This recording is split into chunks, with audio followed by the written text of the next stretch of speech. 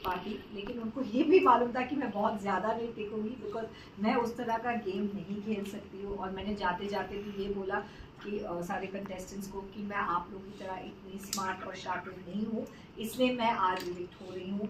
And आज मैं जा रही हूँ घर जाके लेकिन मुझे इस बात का गर्व है कि मैंने अपनी तरफ से पूरी ऑनेस्टी और ईमानदारी के साथ खेला और मैंने अपने आप को नहीं बदला। इवन अगर आपके बिग बॉस के पहले का हम काम देखे, वर्क देखे, तो आपको कितना लगता है कि बिग बॉस ओटीटी से के लिए आप कितना डिजर्विंग थे घर के बाकी लोगों से ज़्यादा? मैं ये कहूँगी कि जब हम लोग 16 कंटेस्टेंट्स इस घर में गए तो हर एक इस शो में डिजर्विंग है, क्योंकि ये अनफेयर होगा किसी को ऊपर या नीचे लाना। बट मैं यही कहूँगी कि अगर हम इस शो में कास्ट हुए हैं तो डेफिनेटली सब लोग इक्वली डिजर्विंग है। तो जब मेरे को ये बोला गया कि आप कम डिजर्विंग हैं, आप वीकेस्ट कंटेस्टेंट्स हैं, ये मुझे सही नहीं लगा बिकॉज ये सही नहीं है। हाँ, आप ये बोल सकते हैं कि हम आपको नॉमिनेट कर रहे हैं या आपको इविक्ट होना चाहिए for whatever reason, but non deserving, कोई भी नॉन डिजर्विंग उस शो में नहीं है और जो लोग नॉन डिजर्विंग है वो तो शो में है ही। मुनिशा मैम, आपसे जानना चाहेंगे, कटारिया और विशाल के फ्रेंडशिप को लेकर काफ़ी ज़्यादा पॉइंट किया जा रहा है कि कटारिया ने उनका स्टैंड नहीं लिया जब उन्हें थप्पड़ पड़ा। आप क्या कुछ कहना चाहेंगे, क्योंकि आप उनके साथ ज़्यादा दिखती थी, आपका बॉन्ड ज़्यादा अच्छा था उन दोनों से, क्या कहना चाहेंगे इस पर? मेरा बॉन्ड उनके साथ बहुत ही अच्छा है। मुझे लगता है कि उन लोग के बीच में जो बात हुई वो लोग दोनों ही जानते हैं। मैं यही कहूँगी कि लव ने अपनी तरफ से जो उनको सही लगा उन्होंने यही कहा। एंड जो विशाल जो है, I think they are still there for each other. मुझे ये बात पे कोई भी डाउट नहीं है कि वो दोनों एक दूसरे के लिए खड़े हैं। तो मैं यही कहूँगी कि जो सिचुएशनली हुआ शायद वो उस हिसाब से हो गया। लव को और विशाल के बीच में क्या बात हुई वो सिर्फ वो दोनों ही जानते हैं। मैम, पिछले सीजन में अभिषेक ने समर्थ को थप्पड़ मारा था और अभिषेक को काफ़ी सिंपैथी मिली थी। आपको लगता नहीं कि इस सीजन में अरमान मलिक ने विशाल को इसलिए थप्पड़ मारा कि उसको सिंपैथी मिले? पॉसिबल है, क्योंकि अरमान का गेम प्लान जानना बहुत डिफिकल्ट है, क्योंकि अरमान के दिमाग में क्या चलता है, ज़बान पे क्या चलता है, कुछ पता नहीं चलता है। और मैं ऑनेस्टली ये कहूँगी कि उनके दिमाग और उनकी बातों में ज़मीन आसमान का फ़र्क है। तो इसलिए मैं ये कहूँगी कि विशाल मस्ट हैव नॉट थॉट, या वो सोच नहीं रहे होंगे कि बाहर आके उनको इतना सपोर्ट मिल रहा है उस थप्पड़ के लिए। लेकिन I am very proud and happy for you बाबा कि तुम्हारा जो नियत है वो सच है। क्योंकि आप मेरे को बार बार ये बात बोल रहे थे कि मनीषा जी मेरी नियत साफ है, मैंने ऐसे नहीं बोला, ऐसे नहीं बोला। वो बार बार मुझे ये बात बोल रहे थे, बार बार रो के बोल रहे थे। एंड आई थिंक वो बात पब्लिक को समझ में आ गई कि उनकी नियत ऐसी नहीं है। लेकिन फिर भी अगर उन्होंने गलत वर्ड यूज किया, हिट दिया, व्हाटएवर, उसके लिए वो बहुत सॉरी है, लेकिन उनका इरादा वो नहीं है। और मैं यही कहूँगी कि till the end I am with Vishal. लेकिन अब पायल मलिक भी विशाल के अगेंस्ट बोल रही है, तो आप उस पर क्या कहना है? देखो, पायल तो डेफिनेटली इट इज़ ऑब्वियस क्यों बोल रही है, वो फैमिली है, कृतिका उनकी सिस्टर इन लॉ है या जो भी, आई डोंट नो क्या रिश्ता है, but they are married to एक पर्सन, सो ऑफकोर्स वो लोग की लॉयल्टी एक दूसरे के लिए ज़्यादा रहेगी। पायल का शायद रिएक्शन और ज़्यादा स्ट्रॉन्ग होगा बिकॉज उनकी फैमिली मेम्बर के लिए है और not as a co contestant. लेकिन मेरा रिएक्शन जो है फॉर विशाल इज़ नॉट, मैं उनकी फैमिली नहीं हूँ लेकिन एज फैमिली की तरह ही हूँ। वो भी सर से लगे हिंसा अलाउड नहीं है, फिर भी अरमान ने थप्पड़ मारा, उसके बाद जो घर में है, क्या कुछ इस पे कहना चाहिए? एक स्पेशल केस का नाम नहीं लेंगे जी। मैं यही कहूँगी कि मैं हिंसा के खिलाफ हूँ, मैं वायलेंस के खिलाफ हूँ और हम सब ने ये बात रेज किया है कि ये स्टेप जो अरमान जी ने उठाया वो बिल्कुल सही नहीं है। उनका एग्रेशन जायज़ है, उनका एक्शन नहीं। उनका दोनों में फ़र्क है, आप गुस्सा हो सकते हैं, अग्रेशन हो सकते हैं, लेकिन मैं फिर भी एक दूसरे पहलू को रखना चाहूँगी जो बहुत इम्पोर्टेंट है, और वो ये है कि वो दोनों मियाँ बीवी हैं रियल लाइफ में। तो रियल लाइफ का रिश्ता को मतलब नज़र में रखते हुए मैं यही कहूँगी कि पॉसिबल है, क्योंकि मैं भी मैरिड हूँ, इट इज़ पॉसिबल कि किसी का जोश में होश खो जाना as a husband, not as a co contestant but as a husband, ये पॉसिबिलिटी है। इसलिए जब हमें क्वेश्चन कहा गया कि आपको सब चीज़ों को नज़र में रख के अपना पॉइंट ऑफ व्यू, लेडीज़ का पॉइंट ऑफ व्यू लिया, और दीपक, लवकेश और रणवीर को कन्फेशन रूम में बुलाया।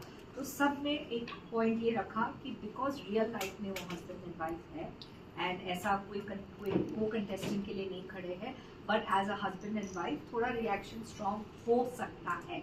The word I am saying हो सकता है बिकॉज ये पॉसिबिलिटी है। जब आप अपने किसी से आप मैरिड हो तो आप उनके लिए बहुत ज़्यादा प्रोटेक्टिव हो, लेकिन मैं विशाल और लव दोनों के लिए बहुत ज़्यादा प्रोटेक्टिव हूँ और एंड तक रहूँगी, और मैं यही चाहूँगी कि उन दोनों का नाम एंड तक रोशन हो। एंड मैं यही चाहूँगी कि विशाल में अगर लोगों को विशाल का इमेज नहीं सही लगता है तो प्लीज़, मैं उनके साथ काफ़ी दिन बिता चुकी हूँ, काफ़ी टाइम बिता चुकी हूँ, डे नाइट उनके साथ रही हूँ, एंड मैं आपको ये कहना चाहूँगी कि विशाल एक बहुत ही अच्छा और सुलझा हुआ लड़का है, from a very good background, and same thing for now. ठीक है, लास्ट क्वेश्चन। फ्रेंड्स बाहर ये भी कह रही कहीं ना कहीं लव का हाथ है विशाल के टक्कर में, क्योंकि उन्होंने ये बात कही थी कि अगर मैं होता तो मैं थप्पड़ मारता, उसके बाद ही अरमान ने मुझे थप्पड़ मारा था। आपका क्या कहना है? आई थिंक लव ने अगर ये स्टेटमेंट कहा, उसने जस्ट एक जनरल रिएक्शन दिया। आई डोंट थिंक अरमान जी को उकसाने के लिए कहा। नोबडी एक्सपेक्टेड कि अरमान जी एक्चुअली जाके थप्पड़ मारेंगे। Nobody saw that coming. किसी ने ये एक्सपेक्ट ही नहीं किया, और ये मैं गारंटी के साथ कह सकती हूँ, क्योंकि हम लोग जब विशाल, अरमान और लव बात कर रहे थे लाउंज में, तो हम में से कोई भी लड़की या कोई और गए नहीं उस चीज़ में इंटरफेयर करने के लिए, क्योंकि हमको लगा मर्दों का है एक पॉइंट, उन लोगों को, आदमियों को आपस में ही सुलझाना चाहिए, और जो भी अरमान जी का फैमिली मैटर है, जो लोग उस मैटर से जुड़े हुए हैं, इट्स बेटर कि वो लोग ही बात करें। लेकिन जो हुआ वो बहुत ही अनफॉर्चुनेट है, एंड मैं यही कहूँगी कि I guess nobody was prepared. Monisha ma'am, आपसे लास्टली जानना चाहेंगे कि आप किसको डिनर देखती हैं, विशाल या कटारिया को, या फिर अनदर कोई घर के सदस्य को आप देखती हैं एज अ डिनर? मैं तो एज अ देखती नहीं, मैं मेरे गुड विशेज हैं लव और विशाल के लिए। दोनों में से कोई ट्रॉफी जीत तो मेरे लिए एक ही बात है, मुझे लगेगा कि मैंने ट्रॉफी जीता है। मुझे सच में ये फीलिंग आएगा, क्योंकि मेरे भाइयों में से किसी एक को मिले तो मुझे लगेगा कि ट्रॉफी घर ही आया है। लास्ट क्वेश्चन हो गया। Thank you.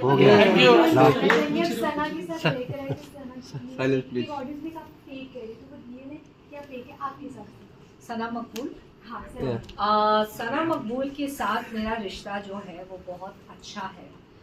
मैं इसलिए कहूँगी कि मेरे साथ उन्होंने एज सच फेकिज्म नहीं किया, but I do not know कि 24 घंटे क्या दिख रहा है बाहर से, हम ऐसे कंटेस्टेंट अंदर थे।